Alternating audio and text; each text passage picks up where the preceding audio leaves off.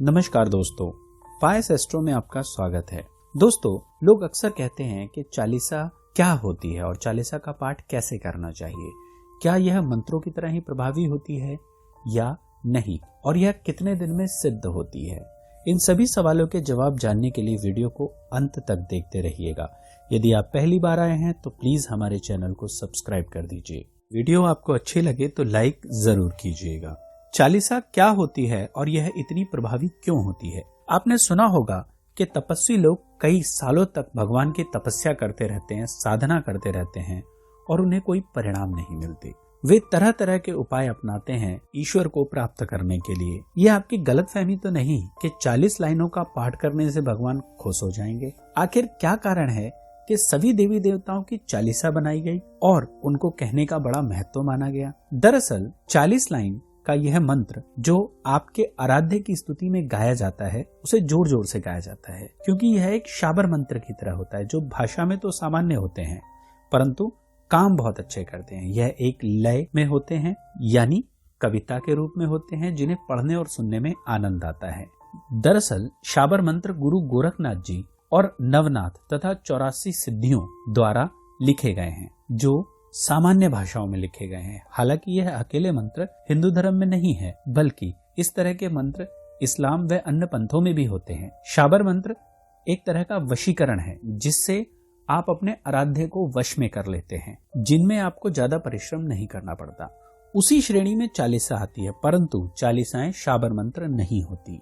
यह 40 लाइन 40 पंक्तियां होती हैं, जिसमें आप अपने आराध्य की स्तुति करते हैं, आपके द्वारा किए गए कार्यों के बारे में बताते हैं, मतलब आपके नहीं यानी आराध्य के किए हुए कार्यों को बताते हैं तथा उनका यशोगान करते हैं, जिससे वह प्रसन्न हो जाते हैं और आपकी मदद के लिए आ जाते हैं। इसे आप ऐसे समझ सकते हैं कि आप किसी व्यक्ति की तारीफ कर दें तो वह व्यक्ति आपके फेवर में हो जाता है। इसी तरह आप उन देवताओं की तारीफ करते हैं जिससे वह आपके फेवर में हो जाते हैं और आपका और उनका संबंध बड़ा प्रगाढ़ हो जाता है। चालीसा का इतिहास क्या है और किसने लिखी थी। दोस्तों, सबसे पहली जो चालीसा लिखी गई थी वह तुलसीदास जी द्वारा लिखी गई थी। एक बार अकबर ने उन्हें बंदी बना लिया था, तब उन्होंने जेल में बैठकर हनुमान चालीसा लिखी थी, जिसके प्रभाव से अकबर ने उन्हें छोड़ दिया था।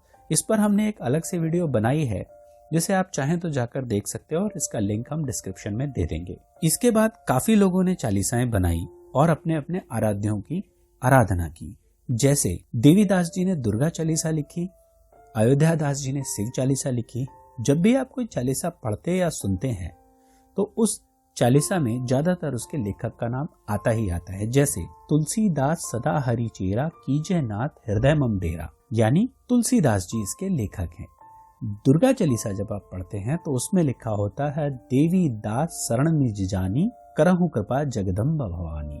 अगला सवाल यह उठता है कि चालीसा कितने दिनों में सिद्ध हो जाती है। किसी भी तरह के यंत्र मंत्र तंत्र को सिद्ध करने का समय कोई ना कोई जरूर होता है, लेकिन ऐसा नहीं है कि वह उतने समय में सिद्ध ही हो जाएगा।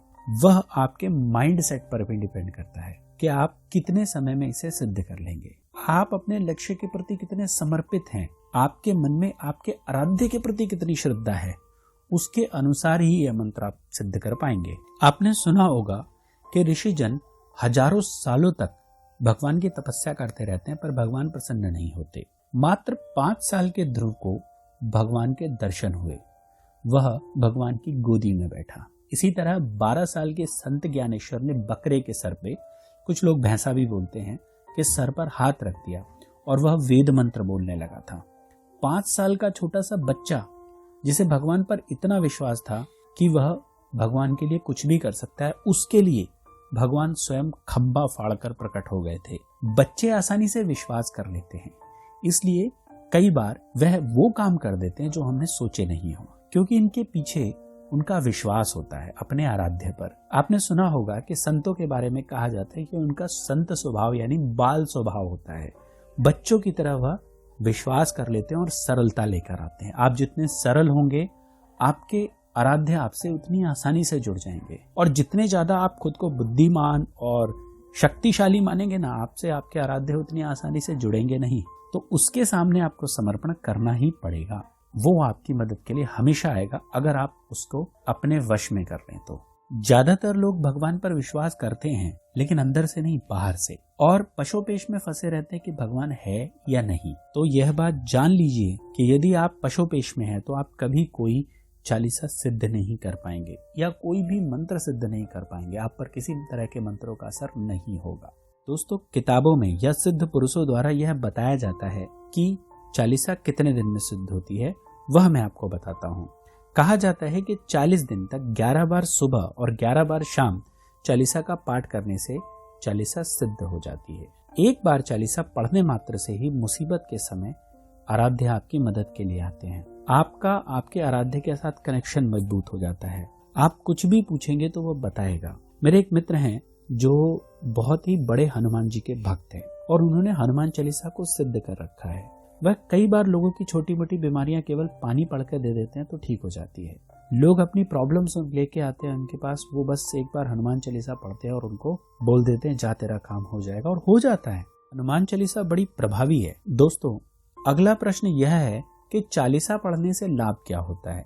यदि आप मंत्रों का ज्ञान नहीं रखते हैं और लगता है कि आपको उसमें कोई त्रुटि हो जाएगी, तो ऐसी स्थिति में आपको चालीसा का पाठ करना चाहिए। यह सरल होती है, साथ ही इसके अंदर बहुत सारी स्तुति सामग्री होती है जो मंत्रों के अंदर पाई जाती है। मजेदार बात यह है कि यह आपके सबकॉन्शियस माइंड पर बहुत तेजी से प्रभावी होती है, मंत्र से भी ज्यादा तेजी से, क्योंकि मंत्र में ज्यादातर संस्कृत होती है और संस्कृत हमें ठीक से पढ़ाई नहीं जाती, उसके बेसिक्स हमें क्लियर कराए ही नहीं जाते।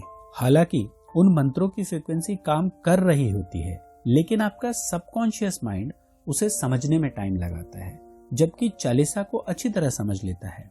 उसकी एक एक लाइन और उसका मतलब थोड़ा सा दिमाग लगाने पे समझ में आ जाती है, इसलिए यह आपके मन पर काफी प्रभावी होती है। उस आराध्य के साथ आपका कनेक्शन बहुत आसानी से जोड़ देती है जिसे आप पूजते हैं, और आपकी इच्छा भी वह जल्दी पूरी कर देते हैं। दोस्तों, चालीसा पढ़ने के वैसे तो बहुत सारे लाभ बताए गए हैं। हर एक साधक के अलग अलग अनुभव होते हैं, किसी को कुछ लाभ होता है और किसी को कुछ लाभ। कुछ ऐसे लाभ हैं जो हर एक व्यक्ति को मिलते हैं, उनके बारे में मैं आपको यहाँ बताता हूँ। सबसे पहला लाभ यह है कि आपको मानसिक शांति प्रदान होती है। दूसरा लाभ कि चालीसा पाठ करने से धन धान्य व सुख समृद्धि की प्राप्ति होती है। चालीसा पाठ करने से आपकी बात आपके आराध्य तक आसानी से पहुंच जाती है और वह आपकी मनोकामना पूर्ण भी कर देता है। चालीसा पाठ किए जाने से जाने अनजाने किए गए सारे पाप नष्ट हो जाते हैं। चालीसा पढ़ने से आत्मविश्वास में वृद्धि होती है। आपके द्वारा लिए गए निर्णय सही होने लगते हैं। चालीसा पाठ को करने का एक बहुत बड़ा लाभ यह है कि आपको कोई भय परेशान नहीं करता। अब एक और प्रश्न पूछा जाता है कि हमें किसकी चालीसा पढ़नी चाहिए जिससे हमें ज्यादा लाभ हो। दोस्तों, लोगों द्वारा अपने अनुभव शेयर किए जाते हैं जिसमें ज्यादातर लोग हनुमान जी की चालीसा पढ़ते हैं, इसलिए वह हनुमान चालीसा के बारे में आपको इंटरनेट पे ज्यादा मिलेगा। लेकिन ऐसा नहीं है कि दुर्गा चालीसा, शिव चालीसा, शनि चालीसा इत्यादि का असर कम होता है। दरअसल सभी तरह की चालीसाएं उतना ही लाभ देती हैं जितना लाभ हनुमान चालीसा देती हैं। हमारे हिंदू धर्म में एक बात कही जाती है, एक साधे सब सधे, सब साधे सब जाए। दोस्तों, वैसे तो हमने इस पर एक वीडियो बनाई है कि सबसे शक्तिशाली भगवान कौन है।